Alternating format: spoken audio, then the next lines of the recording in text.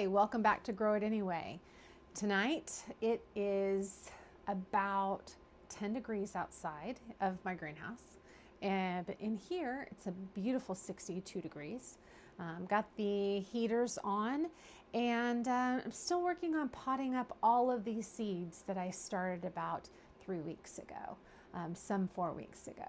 So come and grow with me. See what we're going to do today. Welcome to Grow It Anyway, where imperfect gardens still grow. If your plants don't look Pinterest perfect, you're in the right place. So come on, let's grow it anyway together. All right, so I just noticed that I've got like all kinds of dirt on my face. Of course, I've got it on my hands. No, don't we look cute? Okay, so hi, how you doing? I wanted to show you what I've got going on in the greenhouse right now. I planted most of these things back in anywhere from late December to the beginning of January. So I want to explain this setup a little bit. You see these ropes hanging down. Those are holding my lights, my grow lights, and you'll see everything, the black trays where I water underneath. And they're also sitting on some heating pads to help with germination. So you can see that I've planted things that I'm going to need for my cold weather crops, and herbs like my onions and my cabbages, and I've got some lettuce, things that I'm going to want to put in my spring garden whenever it's still pretty chilly out.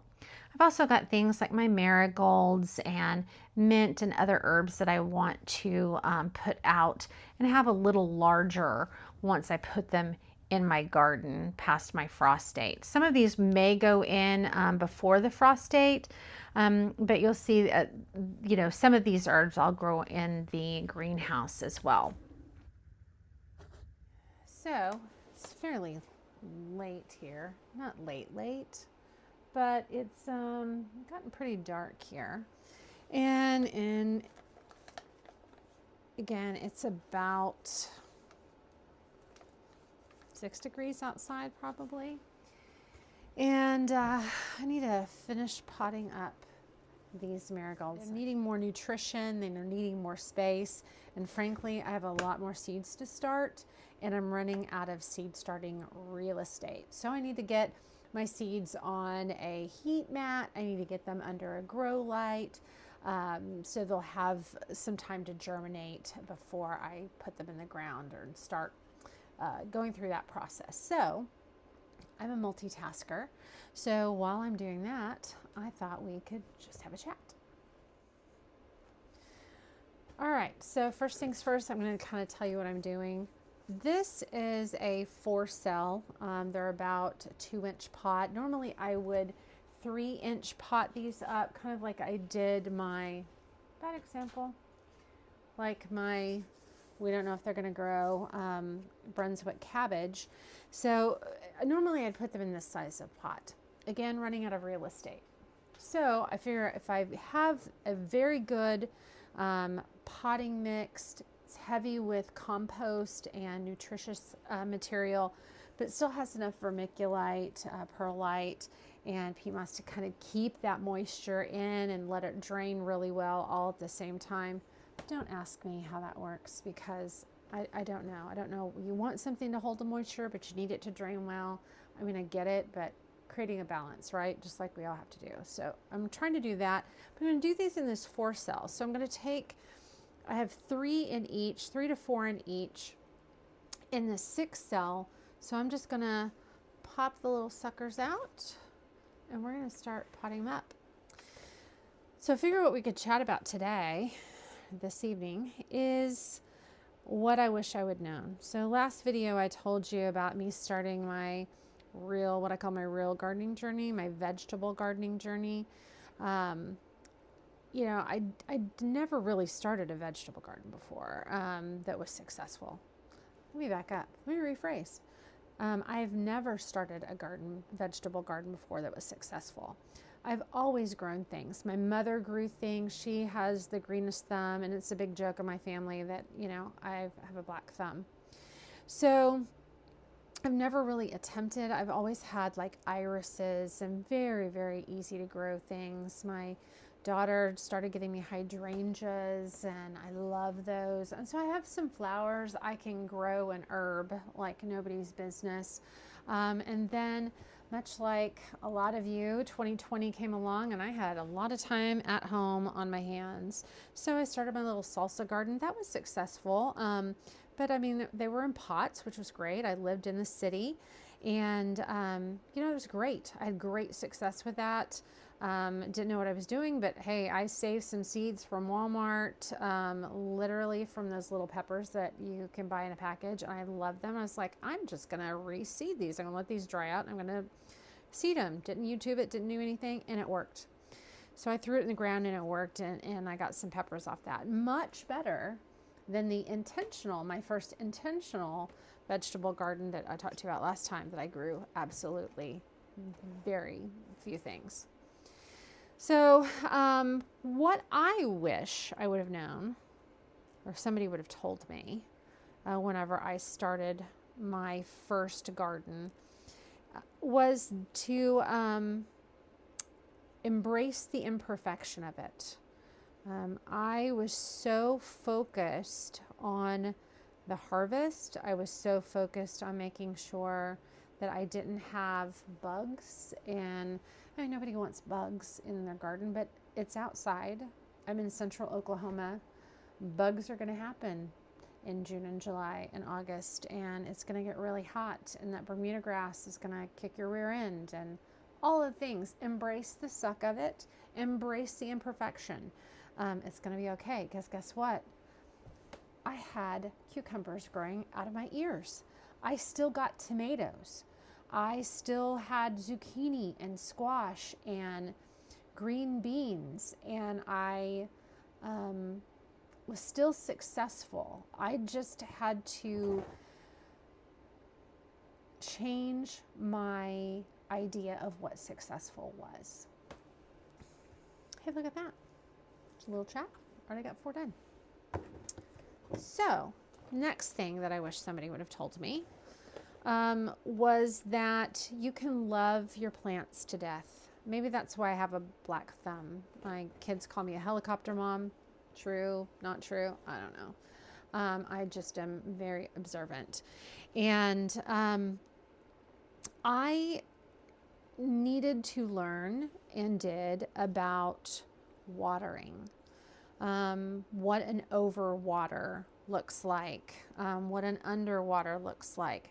Pretty much look the same, but they don't need to be watered every single day. If they're not moist, that doesn't mean on the top, that doesn't mean that there isn't water down below.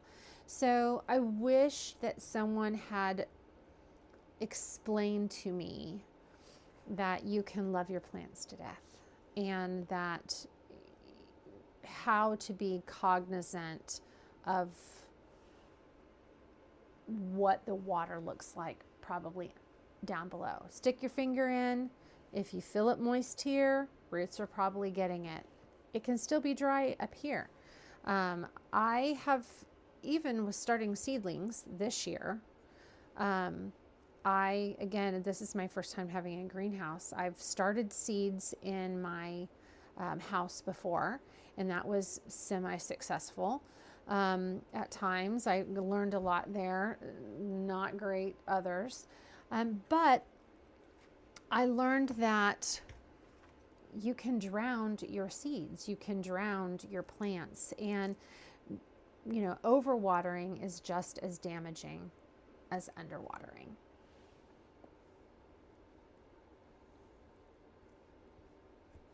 Hey, look, 4 more.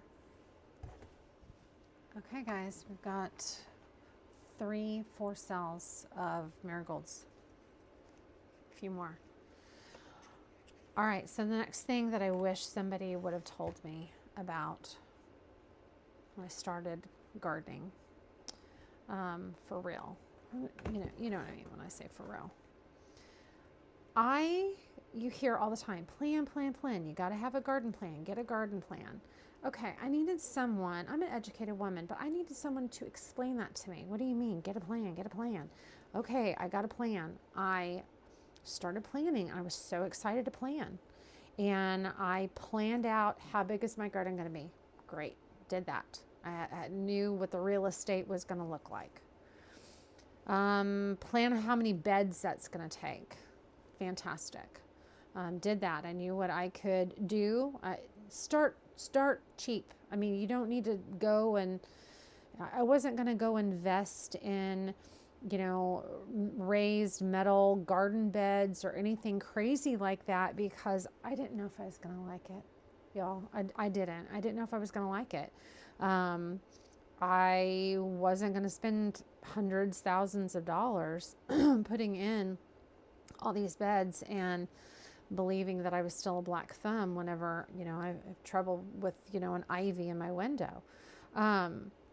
So I didn't do that. So that was fine, but I could figure out how many beds I thought I was going to have. They're going to be 3 foot wide, 10 feet long, that sort of thing.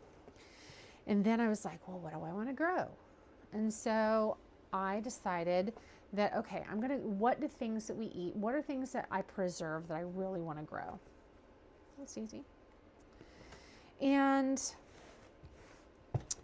so I knew that my husband loves green beans. I knew I was going to have a ton of green beans. What's a ton? I don't know. I thought, 2, 4 by 10 or 3 by 10, whatever they were, of beans is going to be enough. Here's the thing. I planned it all out. Where the cabbages were going to go. What are my companion plants? What are my companion plants going to be? What goes good? I need to plant my basil by my, tomatoes and those sorts of things. You guys have Googled probably, you know where that you can find those things. So I did my planning. But here's what nobody tells you. Your planning is going to be the next year, the real planning. You need to know how much you're going to know for this year, how many marigolds it takes to fill the spaces that you want it to fill. What do your marigolds need to companion plant with? What was successful for you in your area? What worked to keep those little, bugs away? Was it successful? Did you have one plant that was better than another? Those kinds of things. You're going to figure out as you go along. And if you're like me, write it down. Just write it down. And so you'll remember. Photograph things, take pictures. So you'll kind of remember. Journal if you've got it. If you're like me, I don't have a pen and paper. I prefer pen and paper, but I don't have pen and paper in the garden. So I have to go, write notes on my phone or voice memos on my phone, something like that. Or look back at my photos and go, oh yeah, those were the peppers that did really, really well. This is what we hated. That's what I wish someone would have told me. Don't sweat it. Just grow it. Just throw it in there. You want to grow tomatoes, you're going to do salsa. What goes with salsa? Those kinds of things. My husband loves cabbage. I don't love cabbage. It's really beautiful. It's really fun to grow. So I've got a lot of cabbage this year. Mostly because I wasn't super successful with my cabbage. So I've got cabbage this year. My husband loves it and he cooks it the best and it really is good. However, don't sweat it. If you want a watermelon, we wanted watermelon plants and I wanted to have, this great 4th of July, type big melon. Well, this year I have learned that you're going to have to put that melon in by seed because the ones that you buy at the nursery weren't great. And you're going to have to do it sooner. And you don't need 6 watermelon plants. You need maybe 1. So depending on how many melons you want to grow. But I mean, if you're just wanting a few melons for the summer, you don't need 6 watermelon plants. I want to make sauce. So I know that, 10 tomato plants is not going to get it. So anyway, those are the kinds of things. Your plan is really going to evolve and get better year 2. That first year that you really are digging in and you're really wanting to grow something, it's all an experiment. Don't sweat it. It's going to be fine. Embrace the imperfect. Don't overlove your plants. Don't love them to death. And just really enjoy the process. Have fun planning and imagining what it could be. And then once you've got that plan, throw it out the window. Plant where you can plant. If you want, don't freak out that you only planned for 2 zucchini, but you really want a third, or you picked up too many, or just throw it in the ground. Grow it anyway. See what happens. I'm telling you, I am as shocked about how much I love this. I'm more shocked than anybody else could be shocked on my behalf. I really am shocked, and it's been so fulfilling. So we started some marigold French red cherry seeds, and now we have all of these amazing, what do we have? 4, 8, 12, math in my head. So we have 5, 4, so we have 20. We have 20 marigolds. Are they perfect? No. They've got a little freeze from the freeze damage, but I bet if I water them, if I give them the light that they need, they're going to grow and they're going to be great. And if I don't need all these, give them to my neighbor or my mom or somebody. So if you have things that you want to know and you're beginning your garden and you just have questions, put it in the comment section. Tell me, what do you wish you knew, or something that confuses you. I may not know the answer, but we can find it together, and I can at least tell you what my experience is. So have a great evening. I'm gonna go get some supper, and you guys don't forget, embrace the imperfect and grow it anyway.